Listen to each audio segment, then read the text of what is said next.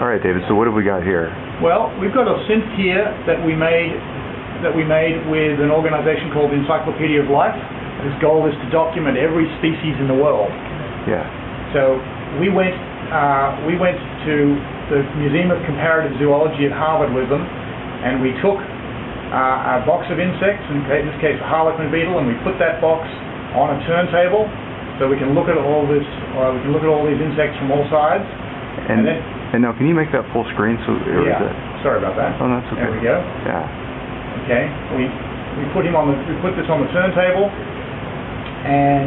but then we took one of these guys, a harlequin beetle, down here, and we pulled it out, and we strapped on our macro lens, and then it allowed us to actually reconstruct this guy. And look at that. When I turn the photos on, just look at the detail on that shell of that beetle.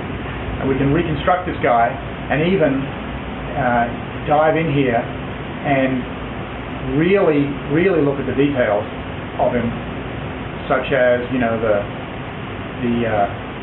side of his body, or his head here, down to the very top of the head. So this is a kind of incredible detail, and the scientists, of course, feel this is just the most amazing way to document, in this case, a living species of anything they've had. I should say that I'll show you a little secret behind Photosynth here, which is that there's a set of completely, really unrelated photographs in a way, because the ones up here, and let me zoom in on them, these are ones taken while the drawer was actually in its stack. These ones were pulled out, a completely separate location. We moved the drawer, but Photosynth only works on the things that are in common. And of course, these details were in common. And in fact, these shots of this bug here, for example, this shot here, it worked out. So this was the same bug that was actually in one of these drawers. And I'm sure I mightn't have been able to find which one it is, but Photosynth could.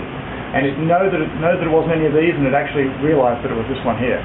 So as the program puts the photos together into the synth, it sees the similarities, and that's how it lets you navigate among them? That's exactly right. And I just dropped out into 3D mode here, and now I can kind of step out, sort of moving backwards in scale. And so now I was at the insect before, now I'm at the box, and as I move further back here, I'm back out kind of at human scale. Yeah. Great. Well, thanks. You're welcome.